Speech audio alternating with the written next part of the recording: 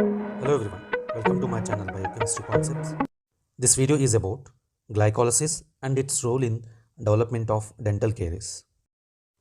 So dental caries means it is destruction or decalcification of teeth due to organic acids which are released by the bacteria.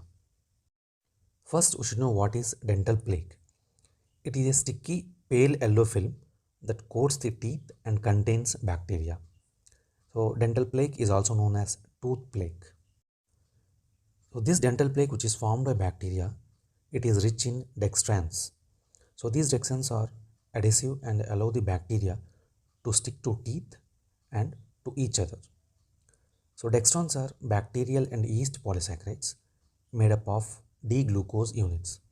So these glucose units are linked by 1 to 6 glycosidic linkage with 1 to 3 or 1 to 2 or 1 to 4 branches. These dextrans also provide a source of glucose for bacterial metabolism.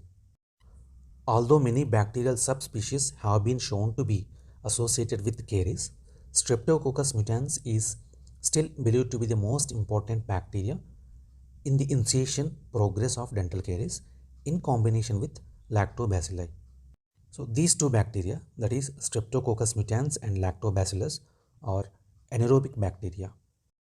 These bacteria grow optimally on refined fermentable sugars, for example, sucrose of chocolates and candies. Anaerobic glycolysis is the main energy generating pathway in all bacteria, including the caries associated Streptococcus mutans. So these bacteria produce lactic acid by using the anaerobic glycolysis. The acid erodes the teeth enamel and dentin and dissolves the hydroxyapatite matrix of teeth. So that results in cavity formation. Coming to factors influencing acid production is dependent on the speed with which the bacteria in the dental plaque are able to metabolize the dietary carbohydrates. Sucrose is easily fermented by the bacteria present in the dental plaques, which leads to rapid decrease in the pH, whereas the large molecules such as starch, they diffuse into the plaque more slowly. So they are metabolized slowly when compared with the sucrose by these bacteria. The rate of acid production is also influenced by the density of dental plaque.